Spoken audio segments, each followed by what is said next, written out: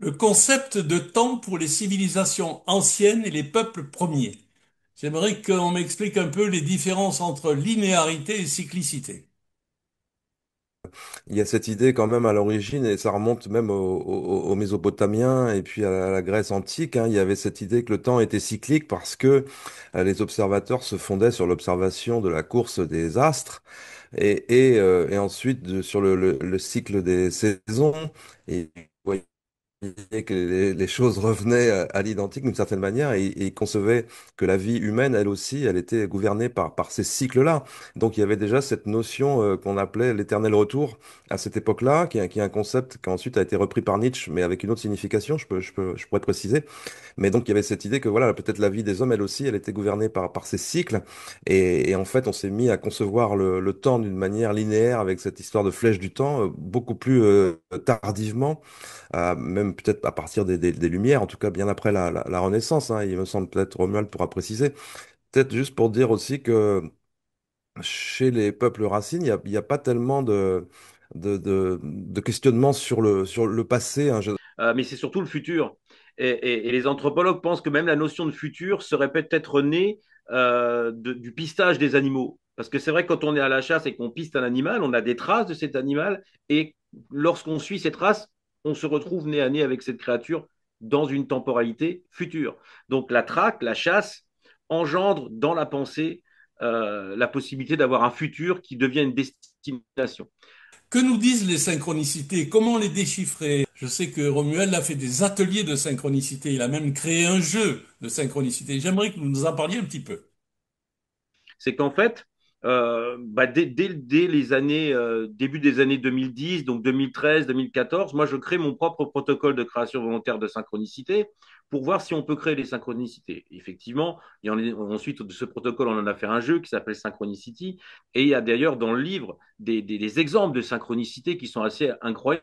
En fait, on tire au hasard euh, avec des cartes, par exemple, un animal et un symbole, et on voit ensuite ces deux éléments se manifester dans la réalité et qui fusionnent bien souvent dans un élément composite.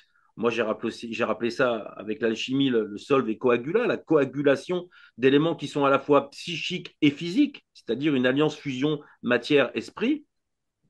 Et dans le livre, on a quelques photos, il y a des exemples qui sont incroyables. Il y a cet exemple que j'ai déjà donné plusieurs fois de cette dame qui tire une carte. L'animal, c'est un hippocampe, donc le poisson, qui ressemble un petit peu à un cheval. Et puis l'autre carte, ce sont des anneaux en or. Et puis elle voit se manifester dès le lendemain avec des amis qui viennent à déjeuner, qui lui offrent un petit bouchon pour reboucher les bouteilles de champagne ou de vin. Et ce bouchon est en fait une hippocampe en or avec deux anneaux. Donc, on a vraiment la coagulation de ces éléments qui ont été sélectionnés au hasard, mais qui fusionnent avec encore en plus un surcroît d'informations, puisque pour moi, le fait que le bouchon soit en or ou soit doré a encore une signification supplémentaire par rapport à la manifestation synchronistique. Alors, il y a dans votre ouvrage, à tous les deux, il y a des situations extraordinaires. En particulier, les relations de l'intention sur le vivant et des relations du vivant sur l'aléatoire. L'intention sur le vivant, je pense en Papouasie aux ignames géants et à l'aléatoire au poussin du docteur Péoc. J'aimerais que vous nous expliquiez un petit peu comment euh, euh, il y a une intention du vivant et il peut y avoir, on peut passer du vivant à l'aléa. Je commence sur les poussins. En fait, René Péoc, c'est un docteur en médecine qui a fait sa thèse de doctorat, donc à l'époque sur des recherches assez étranges, et iconoclastes même, avec des petits poussins sur lesquels il a réalisé ce qu'on appelle une imprégnation, hein, au sens de Konrad Lorenz, c'est-à-dire que les poussins sortis de l'œuf prenaient en fait une petite machine, un petit robot pour leur maman. Et ce robot, dont le comportement était gouverné par un générateur de nombres aléatoires et donc, qui donc avait un déplacement en théorie complètement chaotique et imprévisible, eh bien, les poussins étaient capables d'attirer ce robot vers eux puisqu'ils considéraient que c'était leur maman. Et donc, Perroc a fait toutes les analyses possibles avec des travaux statistiques très poussés. Il a été critiqué, donc il a réaffiné son protocole et il a démontré de manière incontestable que les poussins étaient capables d'attirer, donc par leur pensée de manière inconsciente, hein, par leur intention, étaient capables d'attirer ce robot donc en agissant selon toute vraisemblance, sur l'aléa du générateur de nombres aléatoires, hein, qui sont des différents outils, mais en général, ça peut fonctionner aussi avec des processus quantiques. Donc c'est du vrai hasard, du vrai aléatoire. Et par conséquent, voilà, il a démontré cette espèce d'interface entre la matière et l'esprit à l'échelle de ces années. Pour l'igname, c'est un processus qui est très intéressant aussi parce que là, on est sur l'intention d'un être humain qui va essayer d'influencer la croissance d'un végétal. Alors, cette pratique, elle existe en Papouasie-Nouvelle-Guinée chez un peuple qui s'appelle les Abelam, dont la culture en général tourne autour justement de la croissance et de la récolte de ces fameuses ignames. Alors, une igname, c'est un tubercule qui fait en général au niveau de la taille 90 cm et qui peut, enfin les plus grosses 90 cm et qui peuvent peser à peu près jusqu'à 10 kilos. Sauf que les ignames des abellam peuvent faire jusqu'à 4 mètres de long. Alors le processus, il est simple, il y a un maître de l'igname tous les ans qui est déclaré dans la tribu comme étant le maître de la wapi étant le nom de l'igname chez les abellam. Et en fait, toute la vie rituelle peut dans 9 mois, le cycle de croissance de l'igname génère en fait l'attention de cultivateurs qui sont en même temps des chamans, on va dire, qui ont pour mission d'influencer par leur pensée, par leur intention, le fait de faire grandir cet igname et d'avoir la plus grande igname à la fin de la récolte 9 mois plus tard. Mais il se passe souvent un rêve. Il y a d'ailleurs la recherche de ce rêve au début du processus, lorsqu'on a planté l'igname, le maître va avoir, le maître de l'igname va avoir un rêve ou des fois une vision où il va voir la sortie de l'igname dans le futur, 9 mois plus tard, où il va voir sa taille et il va se voir comme étant le gagnant de ce concours en ayant la plus grosse igname.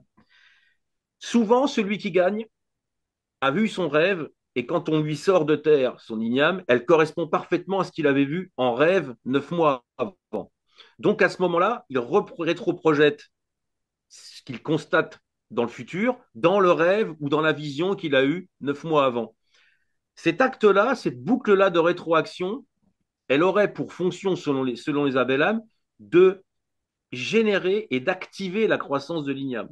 Alors même si les Abelham ont sélectionné au départ des variétés d'igname qui sont un peu plus grosses que les autres, rien n'explique qu'un maître de l'igname sorte une igname de 4 mètres de long pour un poids de 80 kilos et que ceux qui ont perdu sortent des ignames certes un peu plus grandes mais qui n'ont pas ce gabarit ni cette taille.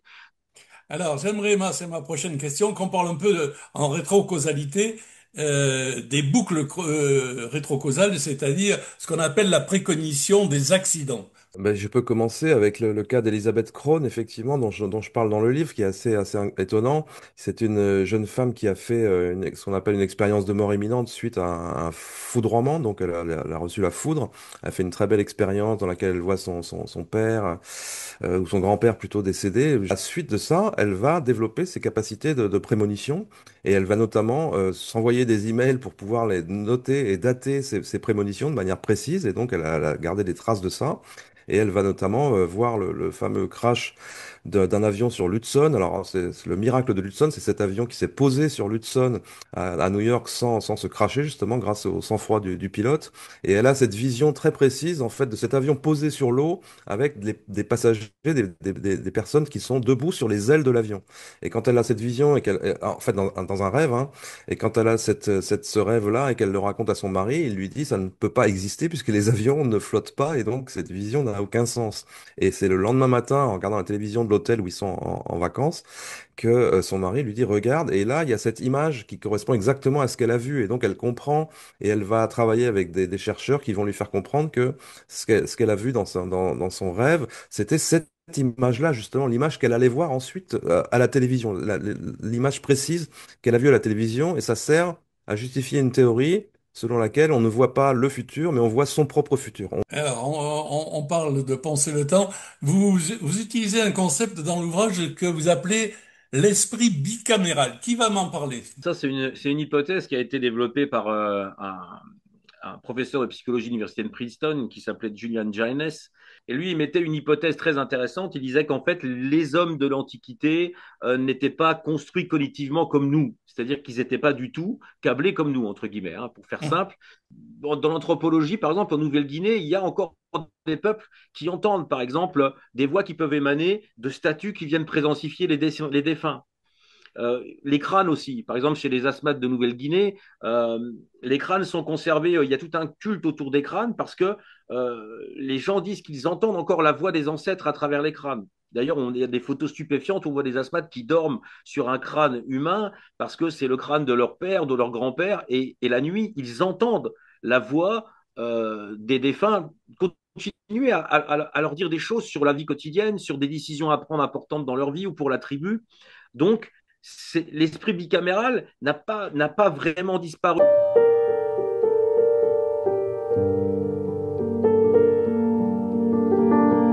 Sûr que en fait, dans toutes les traditions spirituelles, on a cette idée-là d'une façon de transcender la mort. Alors, soit physiquement, hein, chez les taoïstes par exemple, soit bien sûr par la survie de l'âme qui se gagne, hein, selon les pères de l'Église. Hein. L'immortalité de l'âme n'est pas un donné, c'est quelque chose qui se gagne. Et en tout cas, c'est universel, quoi. Bien sûr, on retrouve ça partout. Mais aujourd'hui, on voit bien que ce mythe-là, le mythe de l'immortalité, il a pris cette forme technoscientifique extrême qu'on retrouve dans le mythe du transhumanisme. Hein, et on a beaucoup de gens, y compris chez les chercheurs, qui disent que c'est un mythe. En tout cas, la volonté de transférer sa conscience dans la machine ou bien de vivre éternellement grâce à une fusion avec la machine. Nous, on critique ça, mais on l'expose quand même parce qu'il y a des choses intéressantes là-dedans. Et puis, bien sûr, du côté de la médecine aussi, on essaye de prolonger la vie à tout prix. Le vieillissement étant lui-même considéré comme une maladie aujourd'hui, et il y a des progrès assez stupéfiants qui sont enregistrés. L'alchimie, en fait, ça s'est imposé de façon un petit peu évidente et en même temps, c'était quelque chose qui était latent aussi depuis plusieurs années parce que je me suis dit que cette histoire de fontaine de jouvence, elle pouvait être liée au fait de se projeter dans le futur, c'est-à-dire d'avoir une intention qui se projette dans le futur et que cette intention, en fait, elle va créer ce qu'on appelle un attracteur qui va ensuite faire actionner des lignes de temporalité, bouger, sauter, switcher des lignes de temporalité qui permettent à la personne de rejoindre cet attracteur. Il y a un bon exemple qui est donné dans le livre, qui a été donné par un biologiste moléculaire qui a travaillé sur des toute une étude qui a été faite en gérontologie sur une population de seniors qui, en fait, ont tous inconsciemment allongé leur vie parce qu'ils voulaient voir l'an 2000. Et cette projection, si vous voulez, a eu l'effet assez dingue de les amener jusqu'à l'an 2000, donc d'éviter certaines pathologies, certainement, d'éviter certains accidents, de les amener jusqu'à voir l'an 2000. A contrario, lorsque toutes ces personnes ont vu l'an 2000, il y a eu sur ce même panel de population un effondrement. Il y a eu un taux de mortalité très important juste derrière l'an 2000 de cette population. Que s'est-il passé? Ils avaient rejoint leur attracteur de rétrocausalité et après, ils n'ont pas continué à projeter autre chose. Donc, boum, la causalité a fait que ça les a ramenés à leur sort. Donc, ce qui est important à comprendre, c'est que je pense que le fait de créer des synchronicités, de faire des actes de fusion esprit-matière, des coïncidences d'opposés, c'est comme ça que les anciens appelaient en fait la synchronicité. Le fait de pratiquer régulièrement ces actes, Comme en alchimie, pratiquée oui, comme en régulièrement. alchimie, bien sûr, Jacques. Et donc, ça permet, chaque acte de création volontaire de synchronicité, pour moi, permet d'avancer dans le temps, de se projeter comme ces personnes qui ont voulu voir l'an 2000. Et donc, ça a une incidence épigénétique vraisemblable sur le corps, sur la santé, sur le destin, mais ceci dans un esprit de résonance avec le vivant, pas dans un esprit de contrôle, vraiment dans un esprit d'être dans la résonance avec la vie, avec les Ok. processus de la vie. Et je pense que certains alchimistes, en pratiquant simplement ça, de consteller des signes, de coaguler dans le réel l'esprit et la matière de façon régulière, ont vraisemblablement allongé leur vie.